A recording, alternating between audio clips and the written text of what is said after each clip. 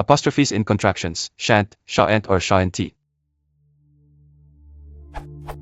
I came across the word Sha'Nt when reading Winnie the Pooh the other day, and it cast me into a thoughtful mood concerning the appropriate spelling of this word.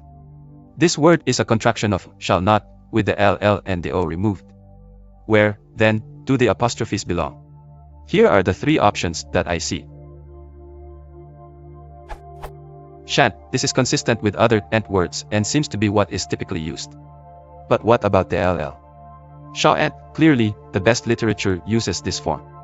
This would seem a logical form to have it in, for are there not two places where letters have been omitted? Sha'Nt, based upon the prevailing wisdom of my primary school, the first position in which letters are omitted is where the apostrophe, of which there should be only one, should go.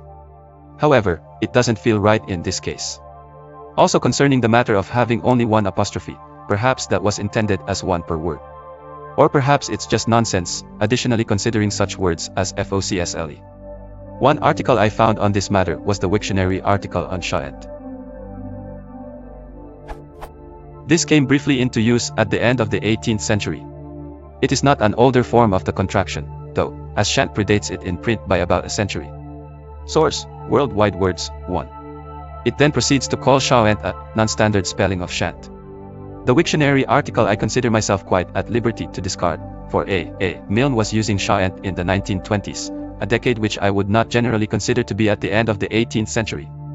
In fact, it seems to me they're blatantly misquoting the article cited, which speaks of it occurring in the 19th century plus a few years either side of it. So then, which are appropriate? What are the general rules concerning where the apostrophes should go in contractions? Why isn't English consistent? Why isn't Winnie the Pooh mandatory reading for all English speakers? Discard the last two questions if you wish. I am not generally inclined to give all that they say credence, naturally, for they are the same schools that teach the Victorian cursive letter forms and that two spaces should exist between sentences, that aught else is a travesty on the English language, and that you probably won't get your pen license if you don't do it these ways, not that I ever did get mine.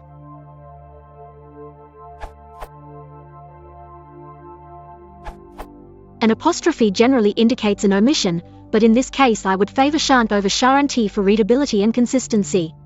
Sha'Nt looks wrong, and I've never heard that there should only be a single apostrophe at the first omission. Looking for a general rule, an article called That Cute Liel all apostrophe that claims we never use more than one apostrophe to a word. While the general rule is to use the apostrophe in place of the last missing letter, such as in shall not dash, Sha'Nt. If we need to choose between missing letters that would normally pronounce and those that are silent, use the apostrophe to denote the missing sounds. Another claims the following. Well, at first glance, it appears to me that our way of making the contractions is to 1. Lop off the last half of the first word, and 2. Smash it together with the not, contracting the o with an apostrophe. See for yourself. Sha'Nt equals shall minus the ll plus not minus the o equals Sha'Nt, which is then moved together, Sha'Nt, to spell Sha'Nt. Personally, I believe that this contraction, judging by the way we use the word and say it, is an evolved creature from the two contractions shouldn't and can't, as opposed to its parentage being shall and not. It just makes more sense. Shouldn't plus can't equals Sha'Nt? The OED lists both Sha'Nt and Sha'Nt as colloquial contractions of shall not, but not Sha'Nt. Sha'Nt appears in 139 quotations, Sha'Nt appears in 25, and Sha'Nt is in only 5. Project Gutenberg's out-of-copyright books are usually older and don't necessarily reflect contemporary use, but searching their August 2003 CD of 600 ebooks, there are 589 results in 103 books for Sha'Nt, 122 results in 29 books for Sha'Nt, and only 3 results in 2 books for Sha'Nt. Another common contraction, won't, comes from will not, an archaic version of will not. It also has 2 chunks of letters omitted. Should this be won't or won't? Motivated Grammar writes. Did the contractions won't and shan't spring into English fully formed, like Athena from Zeus's noggin? No, interestingly.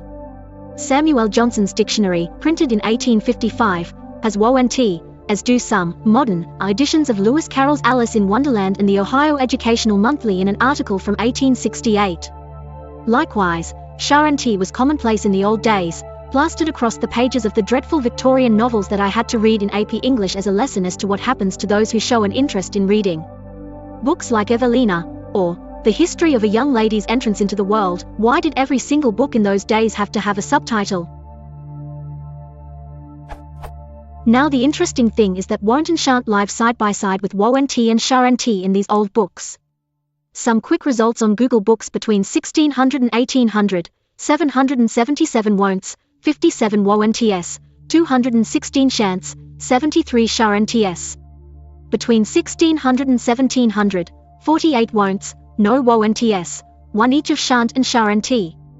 So it seems it was never the case that the multiple apostrophe form was more common.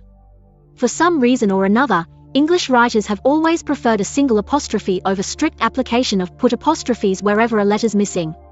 Michael Quinion guesses that the double apostrophe form was a later addition, suggested by logic-minded grammarians, that died out because it was a pain to write and looked weird. Quinion pointed out Sha'Nt is actually older than Sha'N't and summarized. The abbreviation, as you say, strictly demands the extra apostrophe, and it was probably the influence of logically minded 18th century grammarians who persuaded many people to put the extra one in to start with. But whenever did logic ultimately matter in language? So, the rules aren't really clear, but Sha'Nt is the most common, Sha'N't is somewhat old-fashioned, and Sha'Nt is extremely rare. Why isn't English consistent? Because it's evolved from a big mishmash of several other languages over some 1,500 years. Why isn't Winnie the Pooh mandatory reading for all English speakers?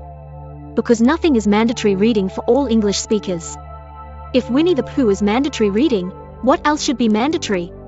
Where do you stop? The only mandatory reading for English speakers should be the English language.